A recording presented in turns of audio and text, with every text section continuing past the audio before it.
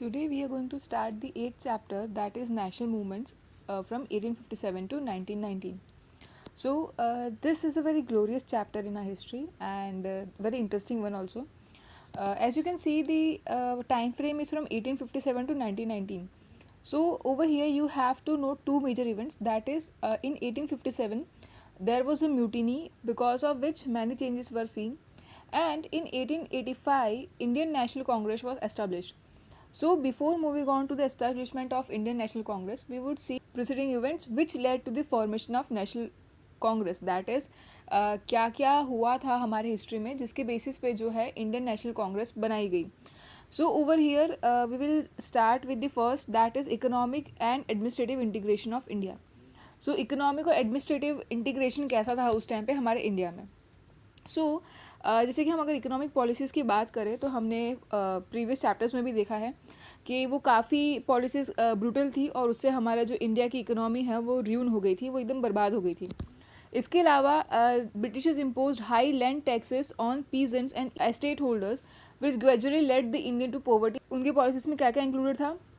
एक तो ये कि उन्होंने काफ़ी हाई टैक्सेस इम्पोज किए हुए थे लैंड के ऊपर, सो दैट जो पीजेंट्स जो फार्मर्स थे और या फिर जो एस्टेट होल्डर्स थे वो भी जो है पॉवर्टी में आ गए थे और वो भी बहुत ही नाखुश थे उनसे. इसके अलावा जो एग्रीकल्चर सेक्टर था वो भी बहुत हेल्पलेस था, बहुत ही लाइक लिम्पिंग था, मतलब टूटने की कगार पे था. बिकॉज जो एग्रीकल्चर पे जो टैक्सेस थे, बाकी और जो पॉलिसीज़ थी एग्रीकल्चर के रिलेटेड, सो उसमें भी जो है एग्रीकल्चर र्यून हो गया था हमारा.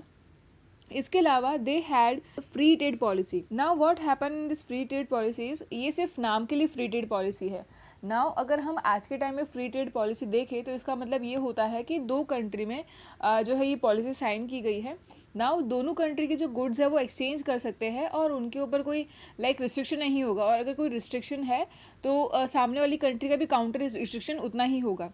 लेकिन अगर हम ये ब्रिटिशर्स के टाइम पे देखें तो इनकी पॉलिसी कैसी थी कि जो इंडिया की गुड्स अगर इंग्लैंड इंपोर्ट कर रहा है या जो इंडिया के गुड्स जो है इंग्लैंड में जा रहे हैं तो उनके ऊपर वो हाई ड्यूटीज़ जो है इम्पोज करते थे. और जो इंग्लैंड के गुड्स है अगर वो इंडिया में आ रहे हैं तो दे यूज टू इम्पोज जस्ट 5%. सो बहुत ही कम और बहुत ही नॉमिनल रेट्स जो है उन्होंने अपने गुड्स पर रखे थे. दैट इज़ जो इंग्लैंड के गुड्स इंडिया में आते थे उसके ऊपर बहुत कम ड्यूटीज़ थी. सो इससे हुआ क्या कि एक तो इंडिया का जो प्रोडक्ट है वो इंग्लैंड के मार्केट में बहुत ही महंगा हो गया, दैट इज़ वहाँ पे जो है गुड्स बेचना मुश्किल हो गया. इसके अलावा जब इंडियन मार्केट में जो इंग्लैंड के जो गुड्स है वो इतने सस्ते बिकने लगे कि इंडिया का जो डोमेस्टिक प्रोडक्शन है वही महंगा हो गया. दैट इज़ अगर आप सोचें कि जो इंडिया का क्लॉथ है अगर हम इंडिया में ही मैन्युफैक्चर कर रहे हैं, सो जो इम्पोर्टेड गुड्स है उसके सामने वो सस्ता होगा. लेकिन ब्रिटिशर्स की पॉलिसीज़ की वजह से ऐसा हुआ कि जो इम्पोर्टेड गुड्स है वो सस्ता हो गया कंपेयर टू जो डोमेस्टिक प्रोडक्शन है उससे. सो इस तरह से जो है ब्रिटिश ने काफ़ी एक्सप्लॉइट किया था. इसके अलावा दे destroy the domestic industries and craftsmanship. तो हमें पता है कि जो क्राफ्टमैनशिप से और जो इंडस्ट्रीज़ थी वो भी ब्रिटिशर्स की वजह से डिस्ट्रॉय हो गई थी. एंड इस वजह से जो है ब्रिटिश ने जो भी लाइक पॉलिसीज़ कंडक्ट करी उससे वजह से काफ़ी पोवर्टी, अनएम्प्लॉयमेंट और स्टार्वेशन देखा जा रहा था. लेकिन स्टिल ब्रिटिशर्स इसके लिए कुछ कर नहीं रहे थे. अपार्ट फ्रॉम दिस पॉलिसीज़ उस टाइम पे काफ़ी मेजर और माइनर ड्राउट्स हुआ करते थे कंट्री में, एंड उसकी वजह से जो है सिचुएशन और भी एडवर्स हो गई थी. बट वैसे नेचुरल कैलेमिटीज़ वाले सिचुएशन में भी ब्रिटिश गवर्नमेंट कुछ हेल्प नहीं कर सकती थी. सो इस तरह का था हमारा economic scenario during the British rule. Now after the revolt of 1857 we know that company rule ended and British reign started. That is जो ब्रिटिश क्राउन रूल था वो शुरू हो गया आफ्टर 1857. सो ऐसा क्यों हुआ? बिकॉज वी नो दैट कि जो कंपनी रूल था उसमें भी काफ़ी सारे एक्सप्लॉयटेशंस थे और सिपाही ने म्यूटिनी कर दी थी. इसके साथ ही में काफ़ी और जो लोग थे वो भी जुड़ गए थे उसके अंदर. सो ब्रिटिशर्स ने देखा ये सही नहीं है. सो उन्होंने जो है रूलिंग राइट कंपनी से लेके ब्रिटिश क्राउन के अंडर में ले लिया. सो काफ़ी सारे जो है चेंजेस देखे गए, like religious, statutory, administrative, economic and social policies were changed in the British rule. So जब क्राउन रूल आया तो इनमें काफ़ी सारे चेंजेस किए गए. बट स्टिल हम अगर देखें तो यहाँ पे लोकलाइट्स थे और जो ब्रिटिशर्स थे उनके बीच में काफ़ी डिवाइड था, काफ़ी गैप था. सो ये गैप को कम करने के लिए there was a need of Indian interference. So ये गैप को फिल करने के लिए, ये गैप को रिड्यूस करने के लिए वहाँ पे इंडियन इंटरवेंशन की ज़रूरत थी. इंडिया के जो लोग हैं, लोकलाइट है, उनका इंटरवेंशन ज़रूरी था या इंटरफेरेंस ज़रूरी था. सो बेसिकली अगर देखा जाए तो हिस्ट्री में चार्टर एक्ट 1833 भी जो है लाइक पास किया गया था. और ये चार्टर एक्ट 1833 का क्या मोटो था कि जो गवर्नमेंट जॉब्स है वो क्वालिफिकेशन के बेसिस पे इंडियंस को भी दी जाएगी। बट ये जो चार्टर है वो इम्प्लीमेंट किया ही नहीं जा रहा था। So after some time Queen Victoria announce that कि ये जो एडमिनिस्ट्रेटिव रोल्स है वो इंडियंस को भी क्वालिफिकेशन के बेसिस पे दिए जाएंगे। लेकिन स्टिल जो ये क्वीन ने अनाउंसमेंट किया उसके बाद भी जो है ये पार्शियल वे में ही इम्प्लीमेंट हो पाया, दैट इज़ ये फुल फ्लेज वे में इम्प्लीमेंट नहीं कर पाए और नहीं करना चाहते थे इन वे। सो जो इंडियन एम्प्लॉयज़ थे वो काफ़ी कम थे इंडियन एडमिनिस्ट्रेटिव में ऑफिस में, एंड ऑल्सो इस वजह से जो इंडियंस का dissatisfaction against British rule increase. So after this mutiny of 1857, Government of India Act 1858 was enacted and many changes were made in economic and administrative policies. So this was about the economic and administrative integration of India, that is कि किस तरह का economic हमारी policies थी, कैसा integration था उसका, किस तरह से हमारा administrative structure था. तो this was about the glimpse of that. Now moving on to the next, that is और क्या चीज़ें थी जिन्होंने जो है ये इंडियन नेशनल कांग्रेस की फॉर्मेशन के लिए हेल्प करी है, जो है हम कह सकते हैं कौन सी और एक्टिविटीज़ थी जिसके बेसिस पे जो है धीरे धीरे फॉर्मेशन होता गया, लोग जो है सोशली रिफॉर्म्स के साथ साथ में जो है पॉलिटिकल रिफॉर्म्स के लिए भी अवेयर हुए. So the next one is impact of the western ideology and education over India. So ये अगर जो हम देखें इंडियन नेशनल कांग्रेस जो बना या फिर जो हमारी पॉलिटिकल अवेकनेस आई, सो उसमें एक रोल प्ले करता है वेस्टर्न आइडियोलॉजी का and also the education over India. तो जो वेस्टर्न एजुकेशन लेके आए ब्रिटिशर्स अपने इंडिया में, सो उसने भी जो है रोल प्ले किया for this awakening. So what happen was कि जो विलियम बेंटिक थे उनका डिसीजन था कि इंडिया में इंग्लिश मीडियम में एजुकेशन देना चाहिए, and it was a historic one. लेकिन फिर भी इसमें थोड़ा डाउट था. दैट इज़ 7 मार्च 1835 को उन्होंने कहा कि इंडिया में जो है इंग्लिश मीडियम में लाइक स्कूल्स ओपन करनी चाहिए, उसमें एजुकेशन देना चाहिए. सो जो इंग्लैंड का पार्लियामेंट था उन्होंने एक ऑर्डर पास किया कंपनी को to spend 1 lakh rupees over this art culture and education. So उस टाइम पे 1 लाख रुपए ग्रांट किए गए, उनको बोला गया कि 1 लाख रुपए आप स्पेंड करिए सो दैट जो आर्ट कल्चर एजुकेशन है वो सेक्टर को थोड़ा इम्प्रूव कर पाए. लेकिन जो ये 1 लाख रुपए ग्रांट किए गए थे उसमें से एक पैसा भी नहीं खर्चा गया टिल 1833. सो ये जो कंपनी रूल जो हमारे इंडिया में चल रहा था उस टाइम पे, सो उन्होंने 1 रुपया भी खर्च नहीं किया. सो एक क्वेश्चन ये भी साथ में ये भी था कि जो इंडियंस है उनको एजुकेशन किस में देना है, आइदर इन इंग्लिश, पर्शियन और संस्कृत, किस में देना है ये, तो वो क्वेश्चन भी था. सो इसके साथ जब ये क्वेश्चंस क्रिएट हो रहे थे तो there were namely major 2 people called sir Charles Trevelyan and Raja Ram Mohan Roy. इन्होंने एडवोकेट किया कि जो इंग्लिश एजुकेशन है वो इंडिया में आना चाहिए. But William Bentinck also wanted to bring western education and science to India only through medium of English. तो इसके साथ में जो है विलियम बेंटिक जैसे हम देखते हैं तो उनके भी यही था कि अगर इंडिया में साइंस एंड टेक्नोलॉजी आना है या फिर वेस्टर्न एजुकेशन आना है तो वो सिर्फ और सिर्फ इंग्लिश मीडियम के थ्रू ही आएगा. सो उन्होंने जो है एक एजुकेशन कमीशन फॉर्म किया एंड उन्होंने ये जो है एजुकेशन की पॉलिसीज़ और अदर जो क्वेश्चंस थे उनके साथ में जो है डिस्कस किए. नाउ ये जो Macaulay was deputed as a chairman of this commission. So ये जो एजुकेशन कमीशन बना उसका जो चेयरमैन बनाए गए वो थे मैकोले. सो उन्होंने एक रिपोर्ट प्रेजेंट की फरवरी 1835 में, and he also admired and suggested English education in India. So जो मैकोले जो कमीशन हुआ या फिर जो एजुकेशन कमीशन उस टाइम पे बना, सो उन्होंने यही रिपोर्ट में बताया जो इंडिया है उसमें इंग्लिश एजुकेशन ही प्रोवाइड करना चाहिए. सो ये विलियम बेंटिक ने जो है ये रिपोर्ट एक्सेप्ट कर ली. सो इसी के साथ जो है अगर हम देखें तो इंडिया में इंग्लिश एजुकेशन शुरू हुआ. But later a British officer named sir Charles Wood passed a bill called bill of education. So during this time of the governor general Dalhousie, उस टाइम पे गवर्नर जनरल डलहौजी थे और उस टाइम पे जो है सर चार्ल्स वुड ने bill of education पास किया एंड इस वे में जो है एजुकेशन सिस्टम को और बढ़ाया गया. देन जो वायसरॉय रिपन थे उन्होंने इसको एक परमानेंट शेप दिया बाई दी हंटर कमीशन. अब ये जो हंटर कमीशन है वो भी जो है एजुकेशन कमीशन ही था. ये जो हंटर कमीशन नाम पड़ा है वो उसके चेयरमैन पे नाम पड़ा है. जो एजुकेशन कमीशन फॉर्म की गई थी वायसरॉय रिपन के द्वारा, सो उसके अंदर जो चेयरमैन थे उनका नाम था सर विलियम हंटर. सो उनके नाम के ऊपर से हंटर कमीशन नाम पड़ा. सो ये जो हंटर कमीशन बना उसके वजह से भी जो है एजुकेशन सिस्टम में काफ़ी चेंजेस लाए गए एंड जो वेस्टर्न एजुकेशन है इंडिया में उसको पुश करने के लिए बहुत ट्राई किया गया. देन ग्रेजुअली क्या हुआ, जब ये एजुकेशन सिस्टम हमारे इंडिया में आया तो एक भले छोटा सा ग्रुप लेकिन एक स्ट्रॉन्ग इंटेलेक्चुअल पर्सन का जो ग्रुप है वो रेडी होने लगा. बेसिकली अगर हम ब्रिटिशर्स की बात करें तो उनका जो है एजुकेशन सिस्टम इंडिया में लाने का मकसद सिर्फ यही था कि जो गैप है वो थोड़ा जो है कम हो जाए, दैट इज़ कोई इंटेलेक्चुअल जो इंडियंस है वो क्रिएट वो कर पाए। एंड एक तरह से वो जो समझते थे कि जैसे इंडियन अनसिविलाइज्ड है, उनके और ब्रिटिशर्स के बीच में जो है वो इंटेलेक्चुअल जो है एक लिंक बन जाए, मतलब जो पढ़े लिखे लोग हैं इंडिया के वो एक लिंक हो जाए एक आम जनता और ब्रिटिशर्स के बीच में। तो उनका मेन पर्पस एजुकेशन लाने का यही था। लेकिन ये वेस्टर्न एजुकेशन ने जो है, वेस्टर्न आइडियोलॉजी ने एक दूसरा पर्पस भी जो है इंडिया में फुलफिल किया, दैट इज़ कि जब ये इंटेलेक्चुअल्स बने, दैट इज़ जो लोग पढ़ना लिखना जब उन्होंने शुरू किया वेस्टर्न कल्चर के बारे में, so they read many like famous creations of European and English authors. So उन्होंने काफ़ी यूरोपियन और इंग्लिश ऑथर्स की बुक्स पढ़ी। इसी के साथ में काफ़ी सारी बुक्स जो है स्कॉलस्टिसिज्म और फ्रीडम पे पढ़ी गई, written by Brook, Mill and Spencer. So basically हुआ क्या, स्कॉलस्टिसिज्म का मतलब क्या होता है कि थियोसॉफी या फिर जो पुराने ट्रेडिशंस होते हैं उसके बेस्ड पे यूरोपियन यूनिवर्सिटीज़ में वो कोर्सेज चलाए जाते थे। सो एक तो ये हो गया पुराने कोर्सेज, ट्रेडिशनल वैल्यूज़ है उनके साथ में, बट ये यूरोपियन वैल्यूज़ थी। एंड फ्रीडम वैल्यूज़ जो स्कॉलस्टिसिज्म का एकदम अपोजिट हो गया। सो इस तरह से ये जो दोनों आइडियोलॉजीज़ है वो इंटेलेक्चुअल्स ने पढ़ा, एंड इसके बेसिस पे जो है वो इंस्पायर हुए नेशनलिज्म के लिए, and also home rule ideology जो है वो इसके बेसिस पे ही आई।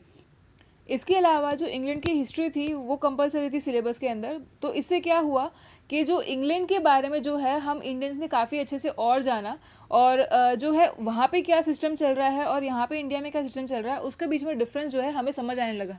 इसी के साथ में ब्रिटिशर्स किस तरह से एक्सप्लॉयट कर रहे हैं वो भी हमें जो है क्लियरली दिखने लगा। सो बेसिकली अगर हम देखें तो जो सिलेबस था उसमें क्या क्या था, एक था मैग्ना कार्टा। सो मैग्ना कार्टा मीन्स ये एक चार्टर है जिसके अंदर जो इंग्लिश पॉलिटिकल जो लिबर्टीज़ है वो ग्रांट की गई थी। Then they studied parliamentary methods, election, political parties and the fundamental rights of people. So ये सारी चीज़ें अगर जब कोई पढ़े तो, और उनके जो होम कंट्री है वहाँ पे इतना एक्सप्लोइटेशन हो रहा हो, सो सिंपल सी बात है कि उसका बहुत ही एवर लास्टिंग इफेक्ट होगा। सो यही चीज़ जो है वेस्टर्न एजुकेशन और आइडियोलॉजीज़ की वजह से हमने अपने इंडिया में देखी। सो एक तरह से कहा जाए कि जो पॉलिटिकल अवेकनिंग जहाँ से शुरू हुई, तो एक तो हमारा एक्सप्लॉयटेशन हो गया। नाउ ये एक्सप्लॉयटेशन को हमने जो है ब्रिटिशर्स के साथ में कंपेयर किया, जो ब्रिटिशर्स की जो जो इंग्लैंड में जो सिचुएशंस थी उसके साथ में हमने हमारा इंडिया कंपेयर किया। सो दूसरा एक रीज़न हो गया। अब ये कंपैरिजन में जो हेल्पफुल बना वो था western ideology and education. Then comes the impact on literature and printing. So जो हमारा लिटरेचर और प्रिंटिंग है उसका क्या इफेक्ट आया या उसके ऊपर क्या इफेक्ट आया। So basically we know that कि जो पुराने ज़माने में मोबाइल्स वगैरह अवेलेबल नहीं थे और इतना इजी जो है कम्युनिकेशन या मैसेज करना पॉसिबल नहीं था। अभी जो हमारा टेक्नोलॉजिकल लाइक फेज चल रहा है उसमें हम एक एक क्लिक करते तुरंत हमारा काम हो जाता है, बट उस टाइम पे ये चीज़ पॉसिबल नहीं थी।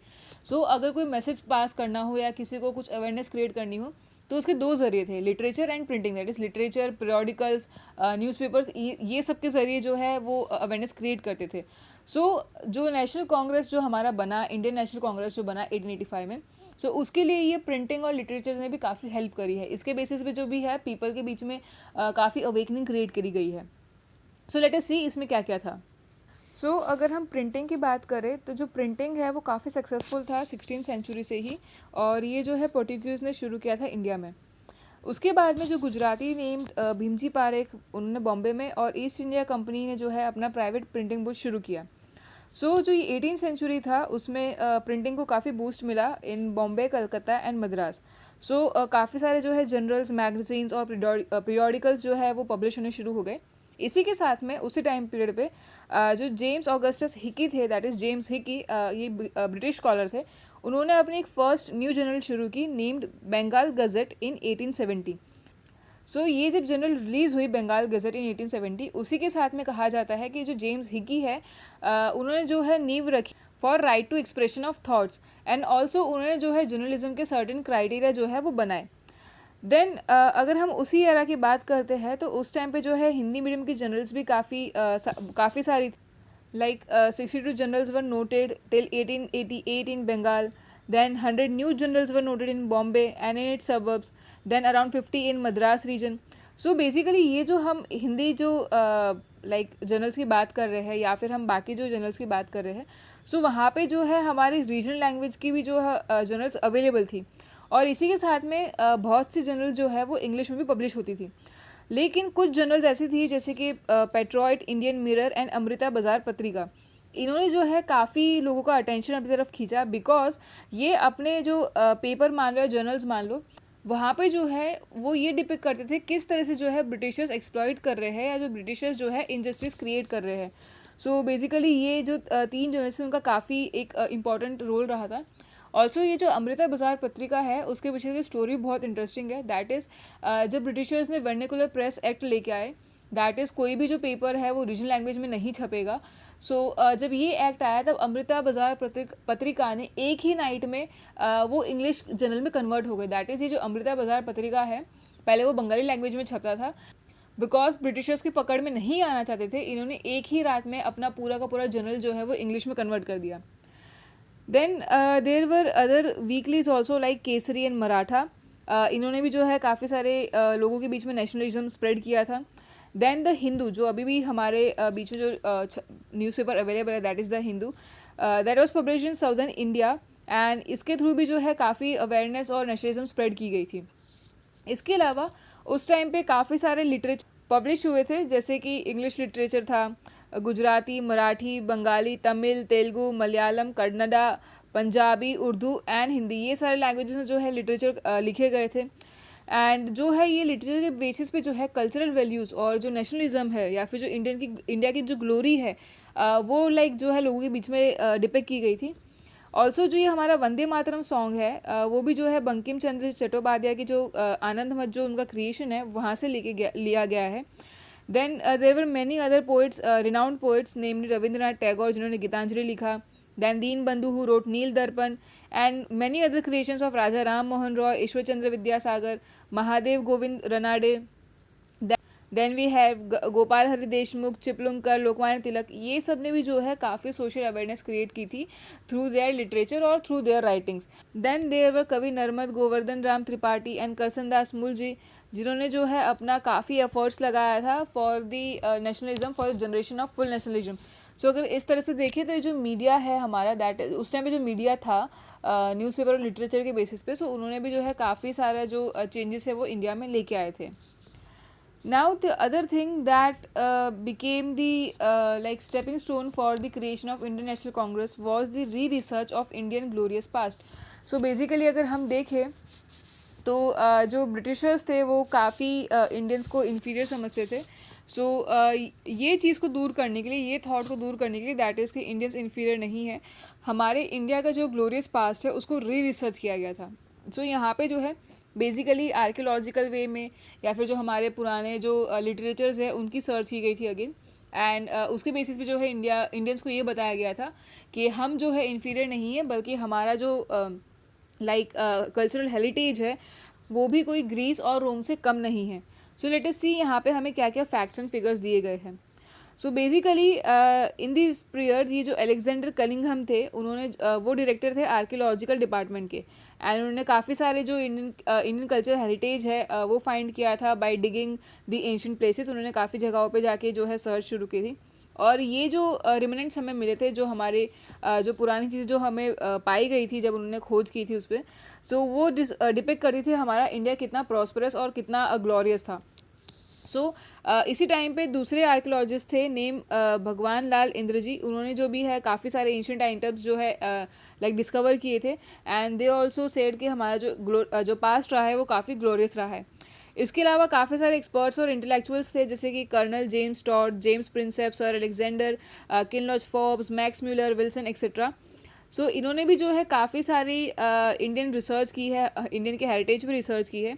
इसके अलावा कुछ पर्सनालिटीज़ के नाम जो यहाँ पे दिए गए, that is Rajendra Lal Mitra, Ramakrishna Bhandarkar, doctor Hasmukh Sankalia, Hariprasad Shastri, Dayanand Saraswati, Swami Vivekananda, Raja Ram Mohan Roy, Bhagwan Lal Indra ji, doctor SR Rao, doctor RN Mehta, PP Pandit, RS विस्टा, who also did their best to spread awareness among people about the country's great glorious heritage. So ये सारे जो पर्सनालिटीज़ है उन्होंने भी काफ़ी एफर्ट्स लगाए थे कि लोगों के बीच में लोगों को ये बता पाए कि जो हमारा जो कंट्री है उसका बहुत ही ग्लोरियस हेरिटेज है, बहुत ही ग्लोरियस पास्ट रहा है. देन इसके अलावा जो है काफ़ी स्टडीज़ की गई थी एंशंट कॉइन्स के ऊपर, स्कल्पचर्स के ऊपर, मैन्यूस्क्रिप्ट्स के ऊपर, एंड इसके बेसिस पे जो है काफ़ी इंस्पायरिंग लिटरेचर लिखे गए थे। इसके अलावा जो जैसे कि कुछ जो रिमेनेंट्स हमें मिले थे, जैसे कि किंग अशोका का इंस्क्रिप्शन हो गया, या फिर जो पनीनी और पतंजलि के क्रिएशंस थे, कौटिल्य की जो इकोनॉमिक्स हो गया, जो कौटिल्य का जो अर्थशास्त्र कहते हैं वो हो गया, अश्वघोष के मैन्यूस्क्रिप्ट्स हो गए, देन कालिदास के वॉल्यूम्स हो गए, grammars of many grammarians and book written by astronomers had also been great source of inspiration knowledge. जब इतनी सारी चीज़ें स्टडी की गई तो पता चला कि जो इंडियंस है वो कोई अनसिविलाइज नहीं है, वो काफ़ी अच्छे से सिविलाइज्ड है, काफ़ी ग्लोरियस हिस्ट्री रखते हैं, काफ़ी ग्लोरियस हेरिटेज रखते हैं। सो यही चीज़ जो यही इंस्पिरेशन जो नॉलेज है वो लोगों के बीच में लेके गए, एंड उन्होंने बताया कि इंडियन किसी से इन्फीरियर नहीं है, बल्कि कि जो इंडिया कल्चरल हेरिटेज देखा जाए तो वो रोम और ग्रीस से इन्फीरियर नहीं है। सो इसके बेसिस पे भी जो है एक नेशनलिज्म जो है इंडियंस के बीच में ट्रिगर किया गया था। Then the next factor was racial pride of the British. Now ये रेशियल प्राइड में क्या था? सो जो ब्रिटिशर्स थे, because they had white skin, so they use to think that कि वो सुपीरियर है compare to other black skin, जैसे इंडियंस की जो ब्राउन और ब्लैक स्किन होती है। So they use to feel that कि ब्राउन और ब्लैक स्किन वाले इन्फीरियर होते हैं एंड वाइट स्किन वाले जो है वो सुपीरियर होते हैं। सो जो ब्रिटिशर्स थे they were full of vanity, vanity means excessive pride, beginning से ही बहुत ही वो प्राइडफुल रहे हैं। सो और जो रूलर्स थे, जो उनकी रूलिंग स्टाइल थी, उसमें भी उनका ये प्राइड देखने मिलता है। सो बेसिकली जो एक कंपनी रूल था, उन्होंने इंडियंस को बहुत निगलेक्ट किया, वो अपने से दूर रखते थे, एंड ऑल्सो वो जॉब भी इसलिए नहीं देते थे बिकॉज ऑफ कास्ट और क्लासेस के बेसिस पे वो जॉब भी उनको गवर्नमेंट जॉब जो है वो प्रोवाइड नहीं करते थे। इसके अलावा काफ़ी जो है इंडियंस की कंटेम्प्ट की जाती थी, उनका काफ़ी लाइक एक तरह से कहा जाता है कि अनादर किया जाता था, एंड जो उनकी क्वालिफिकेशंस में को जॉब मिलना चाहिए वो नहीं होता था। एंड ऑल्सो जो यूरोपियंस थे उनको एक प्रिविलेज ये भी था कि अगर वो प्रेजेंट होंगे तो वो उसी ब्रिटिश जूरी के सामने ही प्रेजेंट होंगे। दैट इज़ कि जो इंडियन पीपल अगर कोर्ट में जा रहे हैं तो उनके ऊपर कोई जजमेंट देगा तो वो यूरोपियन जज दे सकता था, लेकिन अगर कोई यूरोपियन के अगेंस्ट केस है और उसके ऊपर कोई जजमेंट देगा तो वो सिर्फ यूरोपियन जो जज है वही देगा। तो एक तरह से ब्रिटिश जूरी के अलावा उनके ऊपर कोई जजमेंट नहीं दे सकता था। तो इस तरह से भी जो है इंडियंस काफ़ी हेल्पलेस थे। देन ये जो टेरिबल वेनिटी है उनकी, जो टेरिबल रेशियल प्राइड है, वो भी 1857 के रिवॉल्ट के बाद भी देखा गया। दैट इज़ कि उन्होंने कभी भी इंडियंस को ये नहीं दिखाया कि वो उनके साथ में है, बट कि उनको इन्फीरियर ही फील कराते थे। सो इवन दो कि क्राउन रूल आ गया था आफ्टर 1857, लेकिन still Indians were not allowed to visit European clubs, hotels, parks and bathroom. So ये सब चीज़ों के लिए इंडियंस अलाउड नहीं थे। एंड ऑल्सो उन्होंने ये बोला कि हमारी स्किन वाइट है, that's why we are superior, and वो जितने भी एशियंस है ब्लैक और ब्राउन स्किन वाले उनको जो है इन्फीरियर ही मानते थे। And they use to believe that the white has the birthright to suppress the Indians. So they used to believe that because they are white, so they have the birthright, that is उनका जन्म सिद्ध अधिकार है Indians को suppress करना, Indians को दबाना, जो कि बहुत गलत था। सो बेसिकली देखा है तो इंडियंस ये अपनी इंसल्ट्स काफ़ी हद तक सह लेते थे, काफ़ी डिस्क्रिमिनेशन सह लेते थे, लेकिन इस वजह से जो है जो गैप था ब्रिटिशर्स और इंडियंस के बीच में वो काफ़ी ज़्यादा बढ़ गया था। And that's why we can say that एक ये भी रीज़न था जिसके बेसिस पे जो है नेशनलिज्म स्प्रेड हुआ था। So this were the major like events that happened before the formation of Indian National Congress in 1885. But इसके अलावा इंडियन नेशनल कांग्रेस बने उसके पहले भी काफ़ी सारे पॉलिटिकल एसोसिएशंस फॉर्म हुए थे। We will see that but in the next lecture. Okay.